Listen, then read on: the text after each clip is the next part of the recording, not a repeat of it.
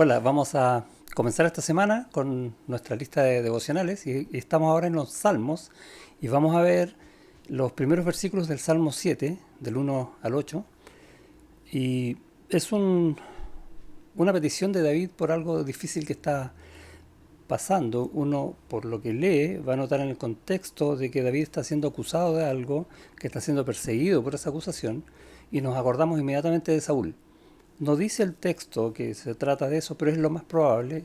Y hemos estado hace un tiempo atrás viendo también la historia de David y Saúl, cuando Saúl decidió matarlo.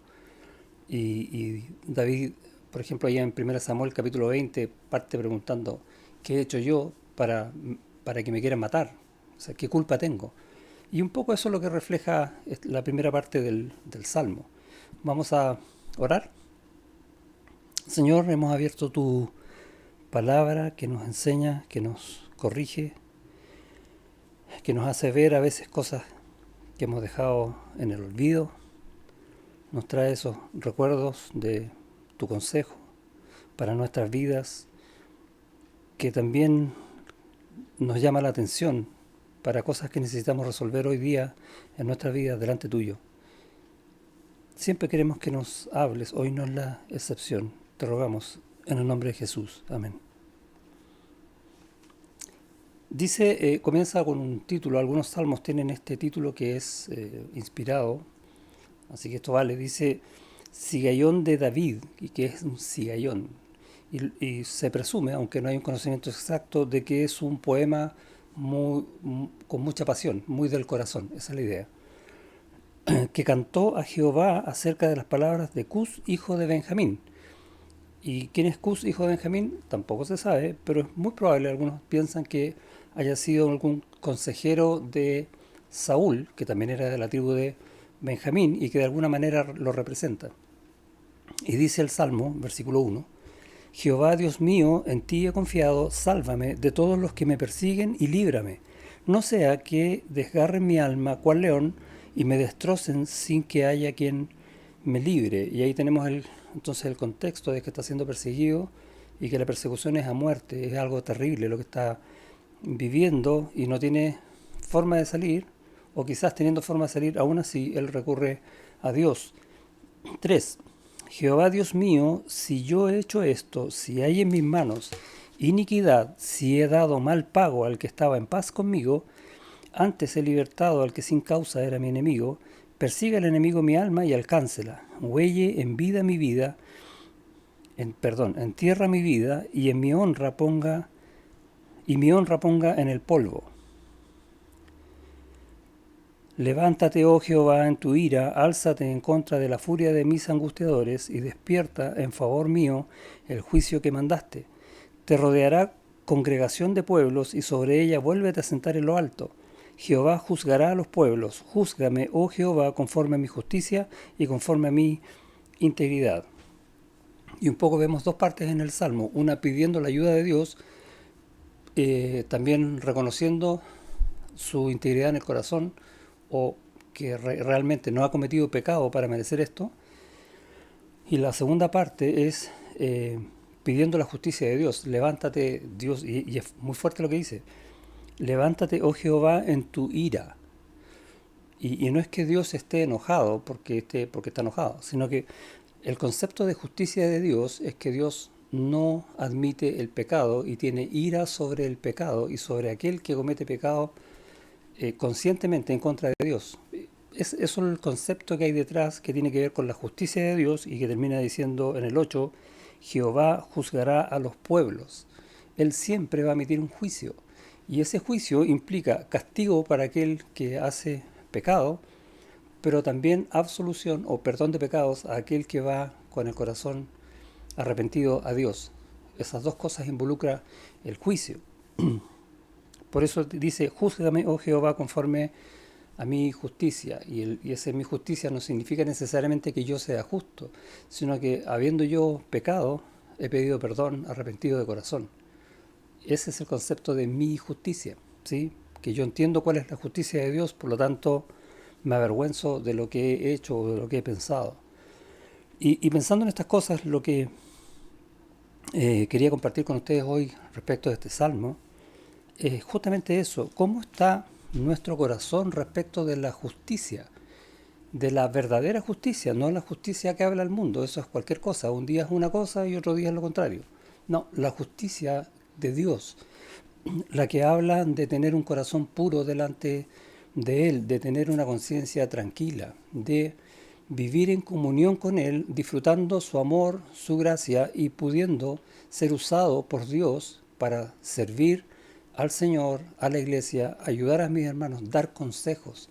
¿Cuántas cosas, uno se pregunta, cuántas cosas te gustaría hacer a ti, por tu familia, por un hermano de la iglesia? Tal vez discipular a alguien, tal vez dar un buen consejo, tal vez que alguien acuda a ti en ayuda. Son cosas lindas que a mí me gustaría ser uno de esos dentro de la iglesia.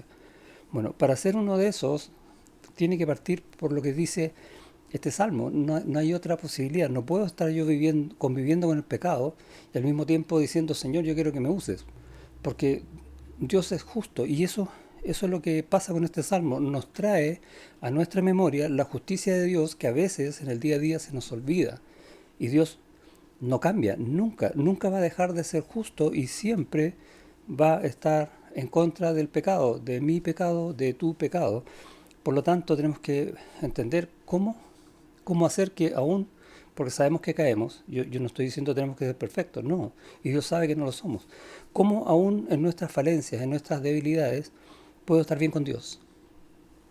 Y el salmista en una situación terrible lo muestra, lo enseña, yendo al Señor. Y para mí el versículo clave es el 1.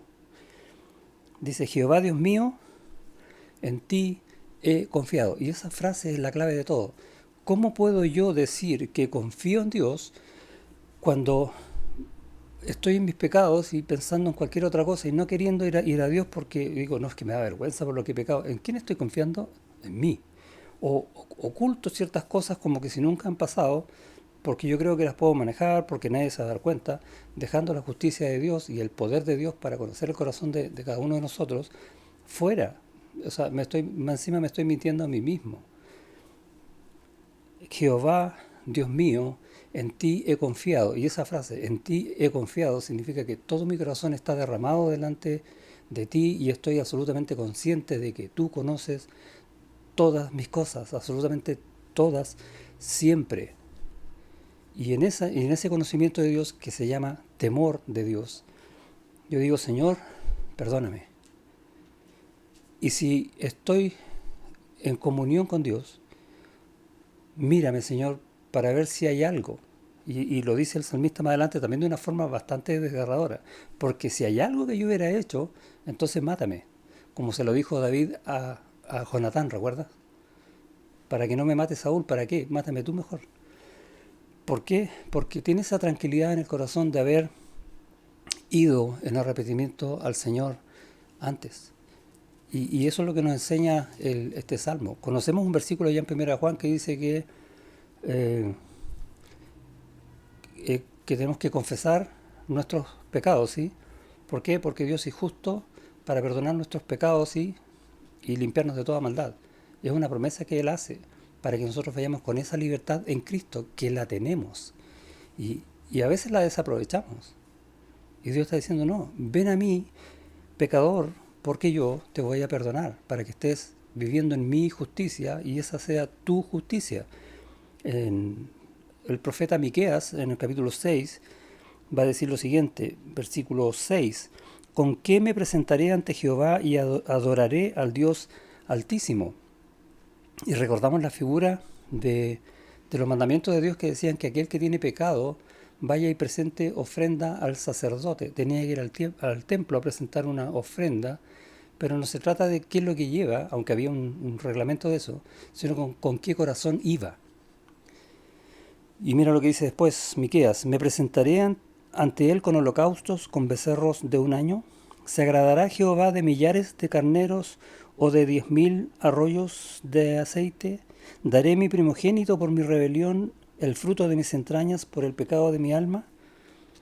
¿Por qué cosa le puedo cambiar a Dios por mi pecado? Básicamente es lo que está preguntando. Y la respuesta, nada. Es ridículo pensar eso. Y viene la respuesta, oh hombre, Él te ha declarado lo que es bueno y qué pide Jehová de ti.